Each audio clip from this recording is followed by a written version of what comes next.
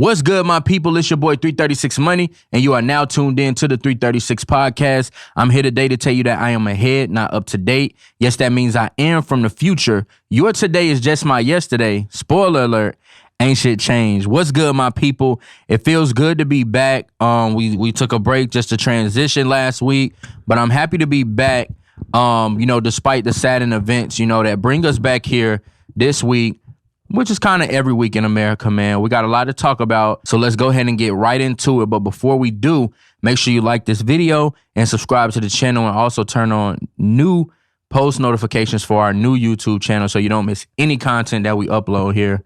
Let's get into it. All right, so of course, the school shooting in Uvalde, Texas happened this week, where an 18-year-old gunman killed his grandmother before taking the car and driving to a elementary school and killing over 20 people, including 19 students and 2 adults who worked at the facility.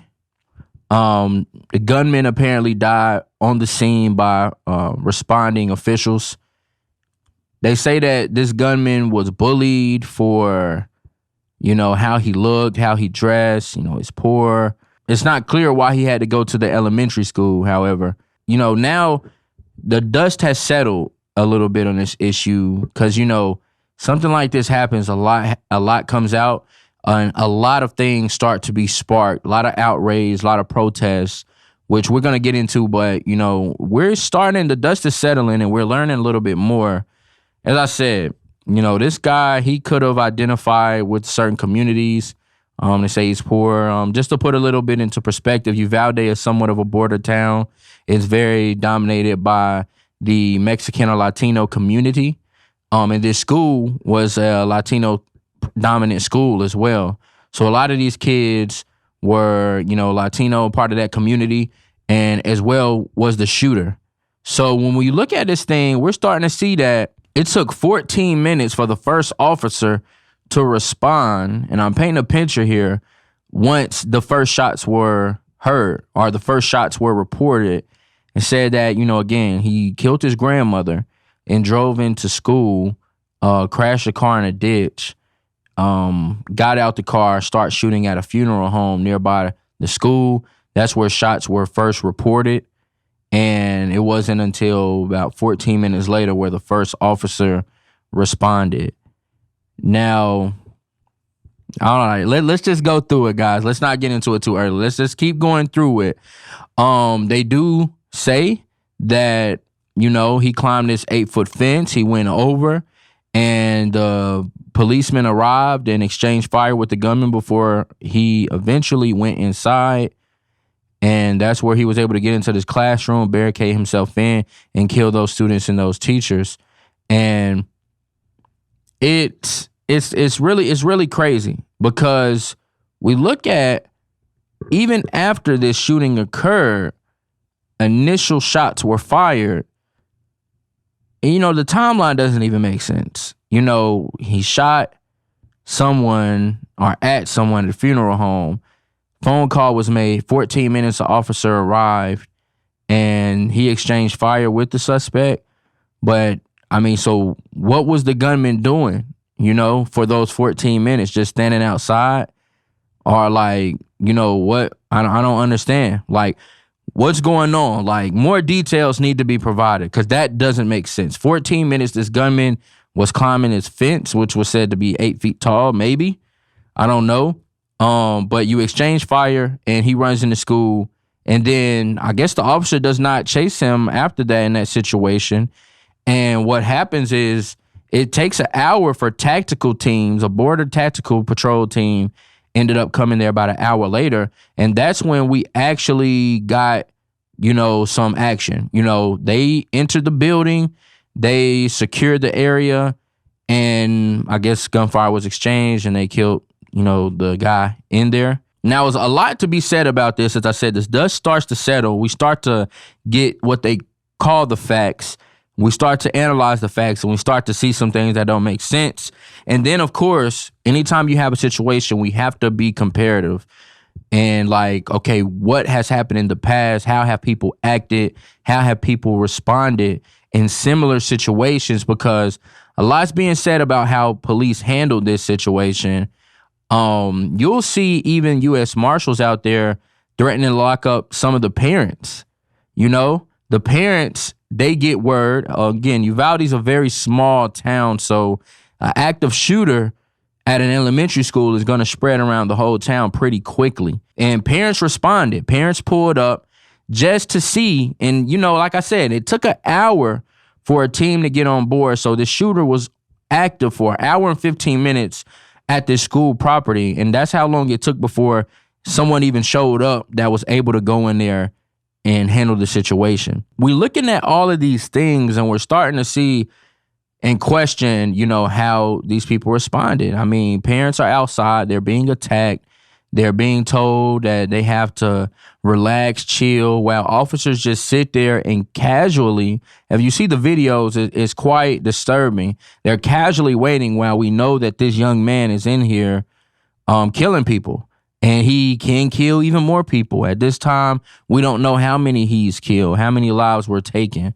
And he can he can do a lot of damage in this school.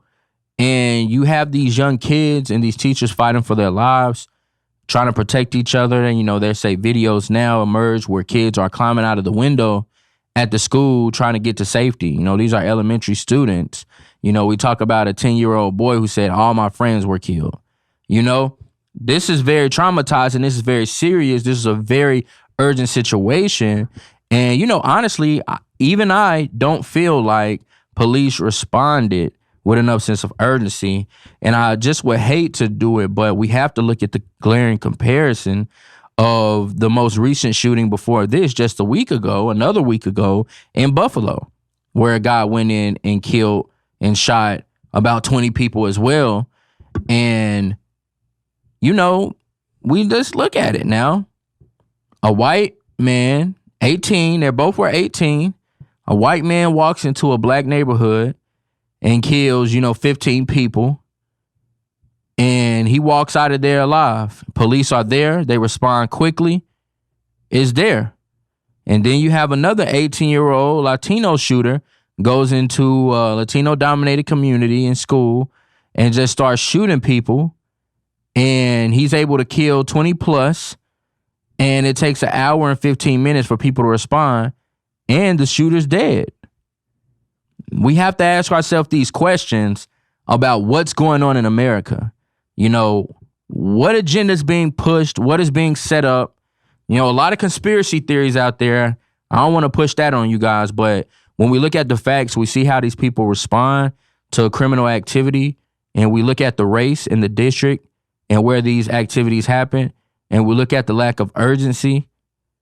We got to start asking more questions about what is going on. What is the training like? How are our officers and elected officials being prepared for mass shootings? And the way that they respond, if this was a white school, I feel like the response will be different. I'm just saying that to be honest here. I feel like the response will be different. And this sucks, this small town, such a huge tragedy. We have to start questioning, how are we responding to this and what are we doing to prevent it? That brings us to our next thing. A lot has been said about gun control and gun laws since these two back-to-back mass shootings. So a lot of people are going out here. They're going out on a limb here. These tragedies are sparking outrage and debate over what are our lawmakers doing to help stop these and cease these mass shootings, which are now outnumbering the days in this year. The number of mass shootings outnumber the days in this year. So a lot has been said about the gun control and the gun laws and what are our lawmakers doing. And a call for lawmakers to take action has been the focus of protests around the nation as people say, how much can we take? How much more? How much longer? How many prayers and condolences and moments of silences, and then we just go back to the way things are until it happens again, and then we go through the same cycle. Some people say no more. We have to hold these lawmakers accountable. Change has to be implemented immediately, and there has to be something done because nothing's been done. Some people say that there could be more things put in place more restrictions put in place for people to be eligible to even get weapons. You know, who can buy a weapon? You know, what are these restrictions? Are they too lenient? Should they be more strict? We don't know. These are the questions people have. These are the demands people are making. These are the changes that people in America want to see. I'll just be honest with you guys. The way I feel is like everything's smooth and cool, right? When as soon as we have a shooting, why isn't the first thing that we think about protection? Like, I don't get it. It just befuddles me.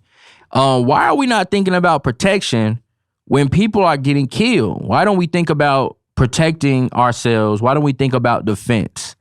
I don't think that we should think about anything other than that. We think about, you know, this shooting that just happened in Uvalde. We think about the response. You know, was the response protective? Was it urgent?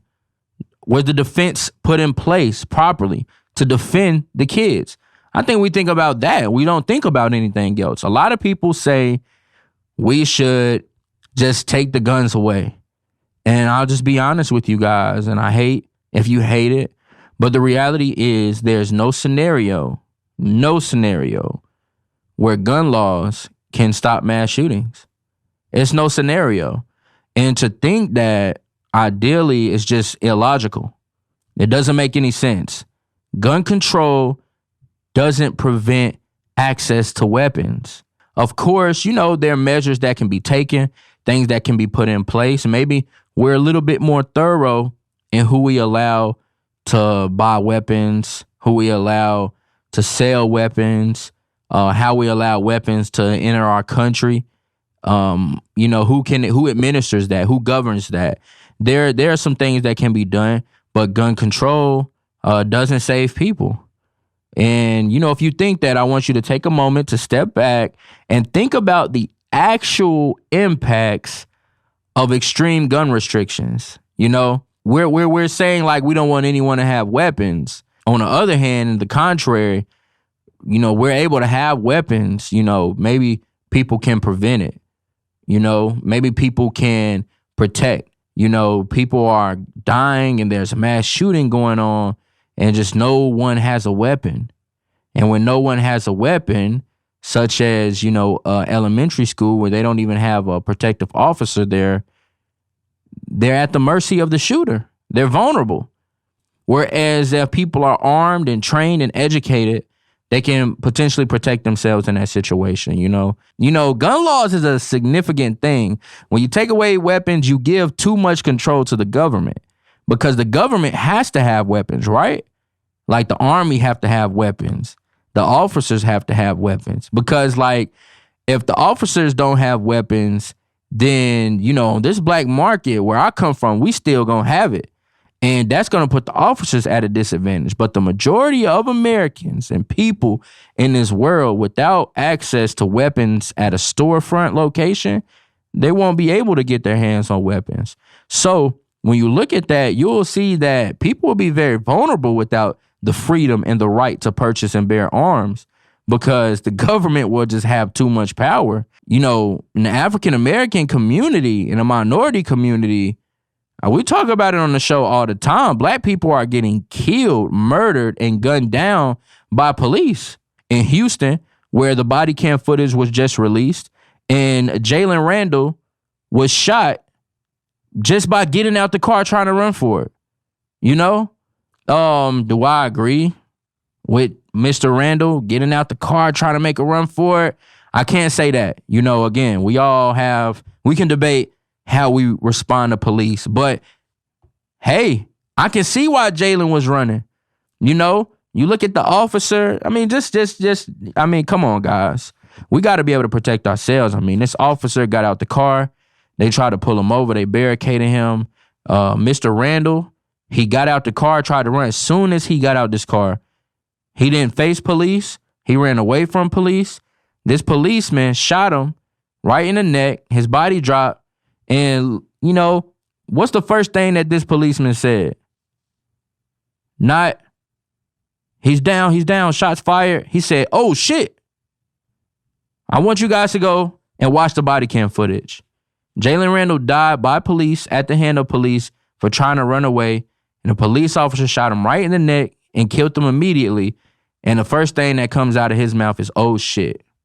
And you think that taking guns away from Americans and restricting how and what kind of Americans can get those guns is going to protect us?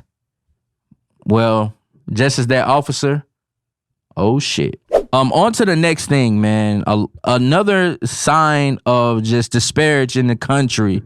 A North Carolina teacher was found to be using LGBTQ flashcards to teach colors to elementary, well, I think it's preschool kids. I think this particular teacher teaches pre-K, but elementary students, to be exact. This are things that are going on in our school system. We talked about the Satan After School program a few weeks ago. We talked about the parents suing their school up in New York for teaching them, about different pronouns. So our school systems, if you have kids, I just urge you, go to these PTA meetings, get involved, talk to the teachers, understand the curriculum that's being taught, because these things right here, they're going on all over. And we're back in North Carolina, the home, or the attempted home of the Satan After School program. A lot going on in North Carolina school system. I got to get out of here. I don't know if my kid's going to be able to go to school here. But they're using LGBTQ flashcards to teach colors to pre-K kids. And I don't understand it. It doesn't make any sense to me. Some of these cards even featured a pregnant man. And it comes just to a point, right, where it becomes intentional and malicious when we're trying to push this LGBT agenda. Just walk with me here. I'm not a teacher. I don't know if you guys are teachers, but any teachers. I know a teacher. And, if I had to say, what is the best way you think that you can teach kids colors? If I had to ask her that question, I think she would say colors. You teach colors by teaching colors, by showing colors, by giving names, association with colors. You associate yellow to a bee. You associate brown to a bear. You associate black and white to a skunk. These are things that you can do that can also impact the kid's ability to identify animals and colors at the same time. If you want to use that kind of recognition and association-based training, mental thing with the kids, because I understand that they might not understand blue and red, but they'll understand, police or firefighter, blue, red. They'll understand that, right? But when we say that we have to use that by showing them a pregnant man, what is that? What does that do for my child who's trying to learn the difference between green, red, and yellow so that they can drive when they get older and they know when to stop at a stoplight? I don't understand how showing homosexual images to kids is supposed to help them better learn colors. That doesn't make any sense. Again, I feel like it's malicious at a certain point, where as a teacher, you have such a perverted mind that you have to try to implement an ideology onto this kid, which isn't even yours, which most of the time you can't have the kids because you chose to live a certain lifestyle. And, those organs don't reproduce well together. So now you show them pictures of pregnant men and same-sex marriage and all of these things. I don't understand where that comes from. I don't understand the logic. And I really don't agree with showing and teaching our kids that and using that method. I think that that's very disgusting. And of course, it was reported and they were able to go ahead and stop that. Laws in North Carolina recently have really given the parents control over the curriculum that is being taught. If they don't agree with certain things and they say that the kids are too young, they can go and there's a process set up where that curriculum can be removed. So, that's why so many crazy things are coming into Carolina, because they like, okay, well, if they're going to be able to teach me what to teach, then I'm going to just try to teach whatever. I don't know. I don't agree with it. Don't make sense to me. It's just weird. That's all we have time for today, guys. This is the 336 podcast. Make sure you like this video, subscribe to the channel, turn on post notifications. This is a new YouTube channel, so make sure you have it on this new channel. We'll be having a lot more content and a lot more guests coming for you guys soon. Thanks for watching, man. You guys be safe. Stay educated. Stay well. Comment if you got any questions, man. We are open book here at the 336 podcast. Again, it's your boy 336. You just watched the 336 podcast. Y'all stay safe, but most of all, stay sucker free.